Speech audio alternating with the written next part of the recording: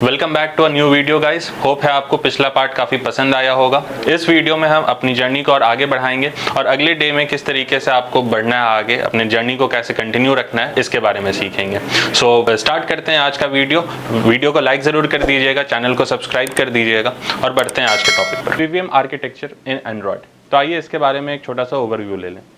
एमवीवीएम का full form होता है model, view and view model. Model means a data class.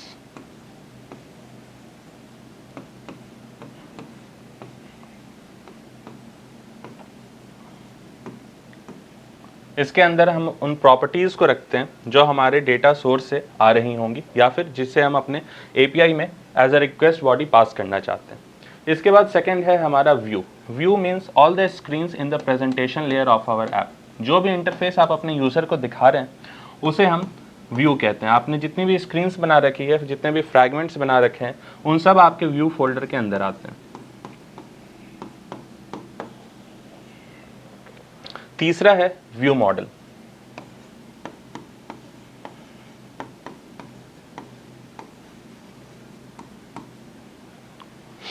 In datas के लिए हम अलग अलग फंक्शंस बनाते हैं।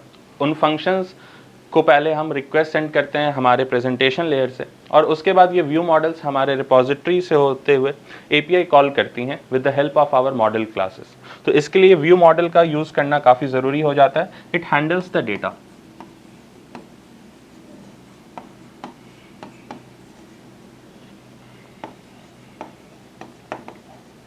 तो इन तीन चीज़ों पर ध्यान देते हुए आप अपने कोड को प्रॉपर एमवीवीएम आर्किटेक्चर में लिखना सीख जाएंगे। ये काफ़ी इंपॉर्टेंट कॉन्सेप्ट है क्योंकि हम अपने इंडस्ट्री लेवल ऐप्स में इस आर्किटेक्चर पैटर्न को ही फॉलो करते हैं। इसके साथ और भी कुछ एडिशनल आर्किटेक्चर होते हैं जो हमारे वेब डेवलपमेंट का पार्ट हैं, लेकिन हम इस वीडियो में उसके बारे में ज़्यादा चर्चा नहीं करेंगे क्योंकि सिर्फ एमवीवीएम पैटर्न को यूज़ करते हुए आप एक अच्छे क्लीन कोड को लिख सकते हैं।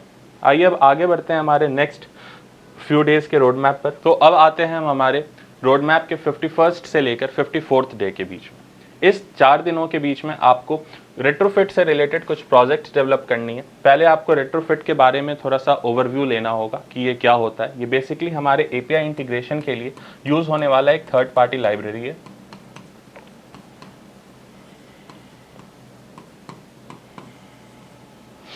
इसके हेल्प से आप API कॉल्स करते हैं। इनमें सारे HTTP मेथड्स एंड रिक्वेस्ट किस तरीके से आपको भेजना है, रिस्पॉन्स किस तरीके से लेना है, ये सब कुछ ये ऑटोमेटिकली आपको हैंडल करके देता है। यहाँ से जब आपके API से JSON बॉडी आती है तो उसके बाद आप ऑन सक्सेस या ऑन फेलियर के कंडीशन को देखते हुए आप अपने यूज़र को अपने स्क्रीन पर ऑन सक्सेस मेथड्स या फिर ऑन फेलियर मेथड दिखा सकते हैं। उस तरीके से अपने स्टेट्स को हैंडल कर सकते हैं। तो रेट्रोफिट का यूज़ काफ़ी इंपॉर्टेंट हो जाता है। इसके साथ एक और लाइब्रेरी भी होती है, वॉली लाइब्रेरी, जिसका इस्तेमाल हम कर सकते हैं, मगर मोस्टली हम अपने मोबाइल ऐप्स में रेट्रोफिट का यूज़ ही करेंगे क्योंकि ये काफ़ी कॉमन है और इसमें कुछ ऐसे एडिशनल चीज़ हैं जो वॉली लाइब्रेरी उतने सिंप्लिसिटी के साथ हमें नहीं दे पाता।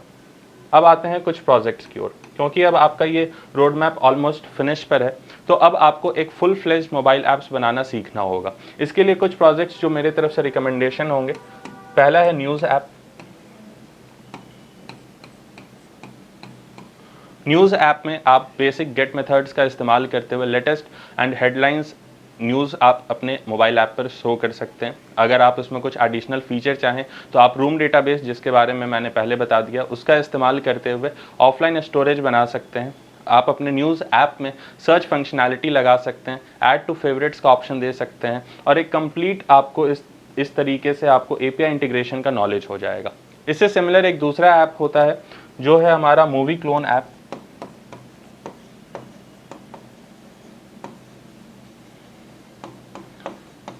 ये हमें IMDb की तरफ से फ्री वेबसाइट प्रोवाइड मिलती है। आप इसका इस्तेमाल करते हुए एक मूवीज़ ऐप बना सकते हैं जिसमें यूज़र को आप different kind of movies with its rating and reviews आप उसमें शो करा सकते हैं। इसके बाद एक तीसरा इस सेगमेंट में आगे होता है वेदर ऐप। वेदर API का यूज़ करते हुए आप इसे बना सकते हैं। इन 3 प्रोजेक्ट्स को बना लेने के बाद आपकी रेट्रोफिट एंड आपकी एपीआई इंटीग्रेशन की पूरी अंडरस्टैंडिंग कंप्लीट हो जाएगी। इनमें से कुछ प्रोजेक्ट्स हमारे चैनल पे ऑलरेडी अवेलेबल हैं या फिर कुछ दिनों के बाद आपको ये मिल जाएगा हमारे प्लेलिस्ट में।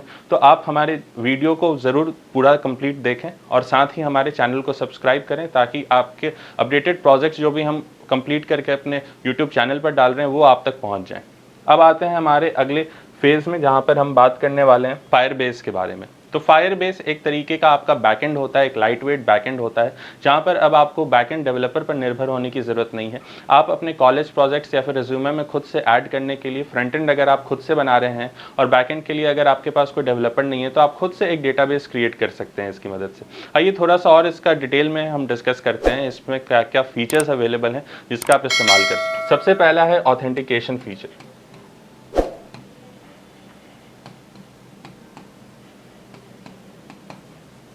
इसमें आपको सोशल लॉगिन्स मिल जाएगा। आप ईमेल एंड पासवर्ड के थ्रू या फिर ओटीपी के थ्रू आप यूज़र को लॉगिन करवा सकते हैं अपने ऐप में। इसके बाद दूसरा होगा रियल टाइम डेटाबेस।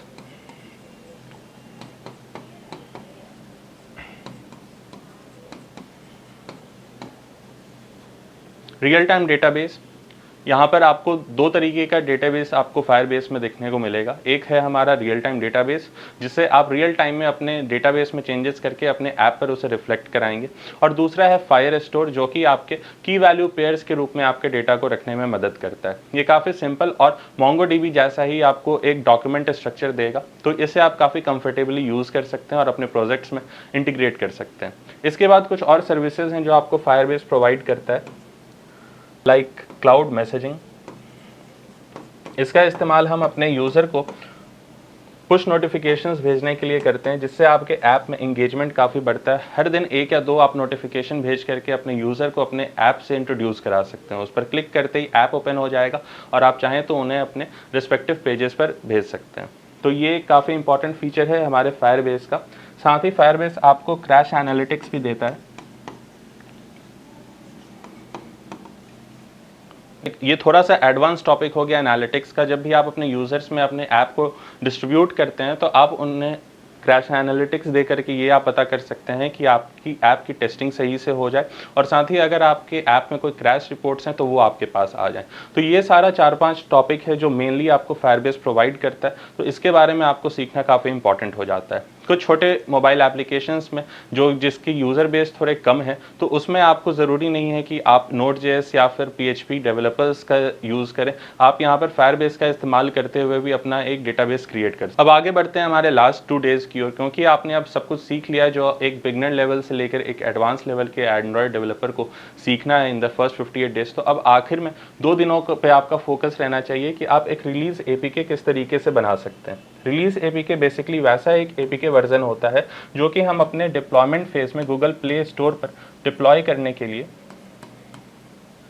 इस्तेमाल करते हैं। इसमें आपको साइंड APK बनाना सीखना होगा। उसमें आप अपने ऑर्गेनाइजेशन का नाम, लाइसेंस के बारे में आप बिल्ड जनरेट करना आप सीखेंगे और उसके बाद आप इसे डिप्लॉयमेंट फेज की ओर आगे ले जाएंगे। इसके बाद आखिरी स्टेप होगा डिप्लॉयमेंट का। इसमें आपको गूगल प्ले स्टोर पर अकाउंट क्रिएट करना होगा। आप ऑर्गेनाइजेशनल या फिर एक इंडिविजुअल अकाउंट यूज़ कर सकते हैं। उसके बाद आप उसमें टेस्टिंग रख सकते हैं और साथ में अपने ऐप को डिप्लॉय भी कर सकते हैं। ऐप डिप्लॉय करने का एक काफ़ी सिंपल सा तरीका होता है। आपको कुछ सिंपल क्वेश्चंस के आंसर देने होंगे, साथ में आपको अपने ऐप के terms and condition, privacy policy, app icon, banner images, short and long description and few screenshots of your app आपको वहाँ पर भेजना होगा और 2 से 3 बिजनेस डेज के अंदर आपका ऐप पब्लिश हो जाएगा। तो ये डिप्लॉयमेंट का चीज़ इसलिए बहुत ही ज़रूरी हो जाता है क्योंकि अगर आपने अपने मोबाइल ऐप को कंप्लीट कर लिया है और अगर आप उसे डिप्लॉय नहीं कर रहे हैं तो आप अपने क्लाइंट को या फिर अपने कंपनीज़ को उसे आप शो नहीं कर पाएंगे। तो इसलिए आपको ज़रूरी है कि आप एक प्रोडक्ट लिंक अपना बना लें। तो उसके लिए गूगल की तरफ से आप $25 दे करके वहाँ पर अकाउंट क्रिएट कर सकते हैं और अपने कुछ मोबाइल ऐप्स को वहाँ डिप्लॉय कर सकते हैं। That's all for this video. I hope कि आपको ये सीरीज़ काफ़ी पसंद आई होगी। हमने इन डिटेल सीखा किस तरीके से 60 डेज़ के अंदर आप एक full fledged mobile app developer बन सकते हैं। इसी तरीके के और भी वीडियो देखने के लिए हमारे चैनल को ज़रूर सब्सक्राइब कर लें। अगर आप हमसे कोई ऑनलाइन क्लासेस लेना चाहते हैं तो दिए हुए नंबर पर आप ज़रूर संपर्क करें और मिलते हैं किसी नए टॉपिक के साथ नए वीडियो में। Thanks for watching.